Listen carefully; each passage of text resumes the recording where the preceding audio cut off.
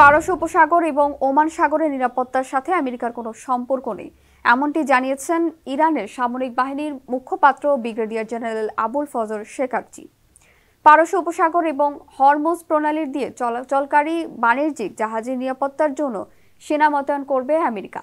ওয়াশিংটনের এমন পরিকল্পনা সম্পর্কে সাংবাদিকদের এক প্রশ্নের জবাবে জেনারেল শেকারচি শনিবার এই মন্তব্য করেন। মূলত পারস্য উপসাগরে মেরিন সেনা এবং যুদ্ধজাহাজ ও অত্যাধুনিক জঙ্গি বিমান মোতায়েনের ঘোষণা দিয়েছে ওয়াশিংটন। নিজের সীমান্ত থেকে হাজার হাজার মাইল দূরে আরও একবার এই অনুপ্রবেশের পরিকল্পনা করেছে আমেরিকা।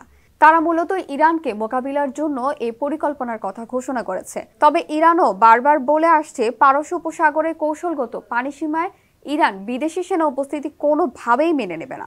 আমেরিকার এই পরিকল্পনা সম্পর্কে জেনারেল শেকারচি বলেন, আমেরিকার নীতি হচ্ছে মধ্যপ্রাচ্যে নিরাপত্তাহীনতার জন্য তৃতীয় কোনো দেশকে দায়ী করা এবং এটা হচ্ছে এই অঞ্চলে মার্কিন সেনা উপস্থিতি জোরদার করার অজুহাত মাত্র। ইরানি কমান্ডার ক্ষুব্ধ প্রতিক্রিয়া ব্যক্ত করে বলেন, আমেরিকার মুসলিম দেশগুলোর সম্পদ লুট করছে এবং তা দিয়ে অস্ত্র তৈরি করে সেই অস্ত্র আবার ওই অঞ্চলের দেশগুলোর কাছে বিক্রি করছে। আমেরিকার এই আগ্রাসনের বিরুদ্ধে কঠোর হুঁশিয়ারি উচ্চারণ করেছেন জেনারেল শেকারচি।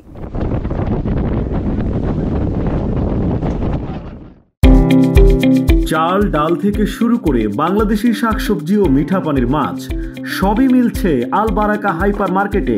এছাড়াও শাড়ি, পাঞ্জাবি, বিয়ের শেরওয়ানি সহ দেশি বিদেশি নানা ব্র্যান্ডের পোশাক, জুতা, ইলেকট্রনিক্স, হাউসহোল্ড এবং আপনার নিত্য প্রয়োজনীয় যাবতীয় জিনিসপত্র মিলছে এখানে।